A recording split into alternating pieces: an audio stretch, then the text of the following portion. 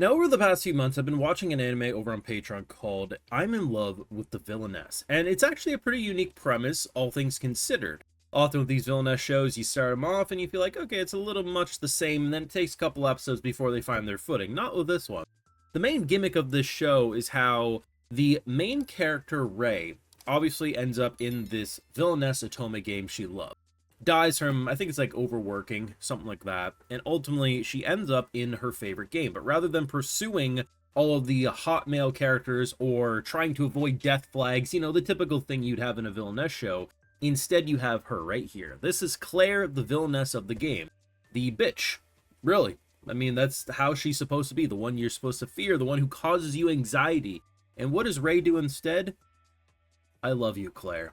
She obsesses because that's her girl. That is her favorite character. And rather than going the route of trying to avoid death flags, rather than trying to, you know, be like, oh my god, here's my favorite character, and then, oh man, the Villainess stole them from me. Instead, she breaks her down.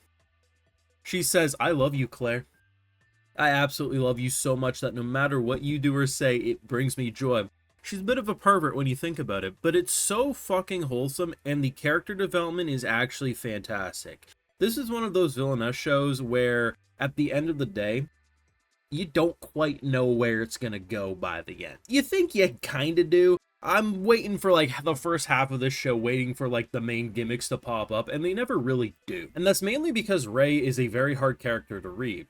I mean, most of the show, she's pretty much saying, like, I love you, Claire, and Claire's like, I'm not into women, and you're like, okay. And even Rei saying herself, like, it's fine. I love you. You don't love me. I just want to make your life happy. And I honestly thought that was going to be the gimmick. And I was like, okay, we're going to finish episode 12. And by the end of episode 12, they're going to be like better friends than like frenemies / I'm just your mate and you kind of abuse me.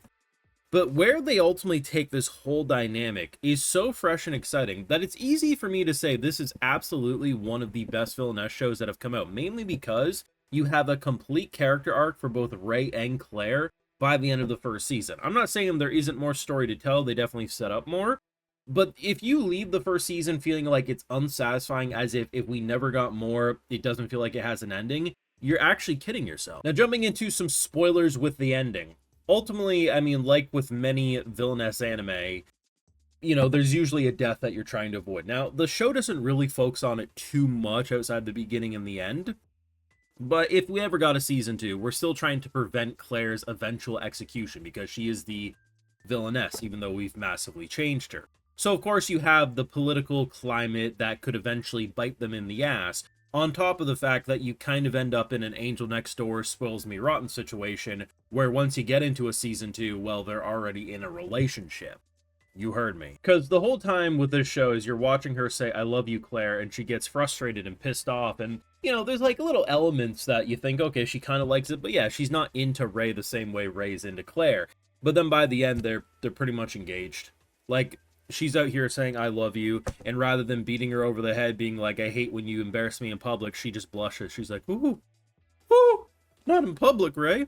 And it's really funny because I wasn't expecting that level of development, to actually have a proper conclusion with these two in a relationship. Like, I'm currently watching Angel Next Door Season 2, and I fucking love it. I think it's wholesome as hell.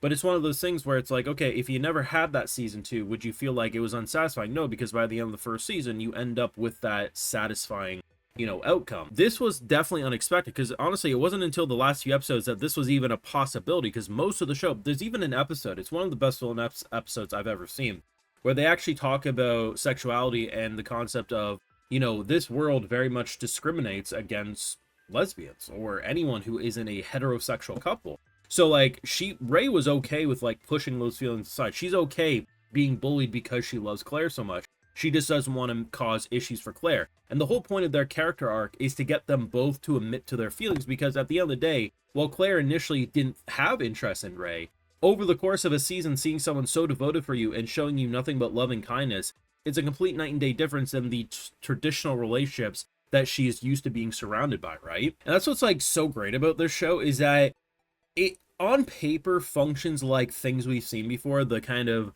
unrequited love, the will they, won't they, blah, blah, blah.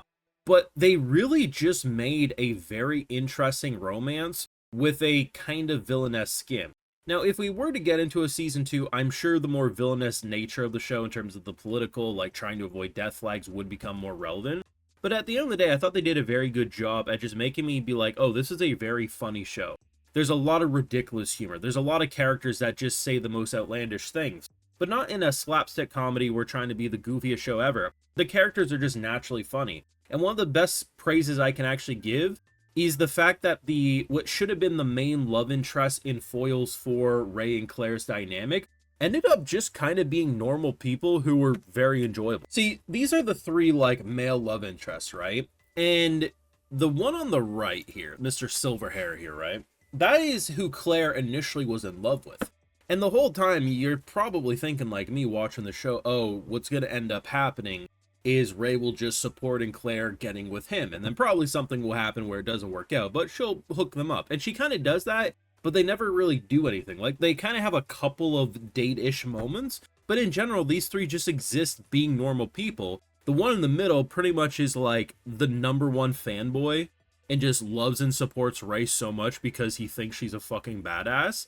And then the one on the left, he's just kind of fun. He doesn't really do too much either way. But you're expecting, like, oh, here's these... You can just immediately tell what their personalities will be based on the character designs, but surprisingly not. Like, the whole show, on paper, should function like your traditional Villainess anime, and instead just functions as a really good romance with some political intrigue and a lot of really fun comedy. They also have some decent action at times as well. The magic system is pretty fun. But in general, like, I like the Villainess anime, I do. I can only watch so much Villainess per season, like 1 or 2 max. There's just something usually about the art styles of Villainess shows that bore me, and I really have to, like, focus to get into them. It's just a personal preference. But at the end of the day, both this show and the returning sequel, Last Boss Queen, which is currently airing right now, if you're watching this when I upload it, are two really great shows. And this one, most of you probably slept on. It came out, I think, fall of 2023. So almost a few years ago. And seriously, if we never got season 2, you don't have to worry. This is a very conclusive feeling show. But at the end of the day, I was impressed. I have to say, like, this is in the running for, like, my favorite Villainess show. There's 3 of them that I'm thinking of. Last Boss Queen, I'm in love with the Villainess, and the Dad Villainess show, where the dad reincarnates to his daughter's favorite Villainess game. Those are the gold standard of Villainess shows, if you ask me. But of course, you can let me know what you thought of this show if you checked out when it first aired. Maybe you recently watched it like myself. Or hey, maybe I got you to watch it. Let me know what you thought down below, and if you want a season 2. Leave a like, share your support, subscribe, ring that bell. And of course, Patreon, we have full live reactions to every single episode of this bad boy. Hey, if you're already over on my Patreon, I'll just give you a video shout out too, because my patrons make videos like these possible. Alrighty, so today we got Lady Killdragon, Matthew, Cockyu, AI740, Gunmoney, True Obelisk, A Barrett, 10 Crazy, Delif D, Rookie, and we also have Winter Naomi Vera. So I appreciate the support, everyone. Please take care and go watch some peak Villainess anime. I've given you homework. Have a good one.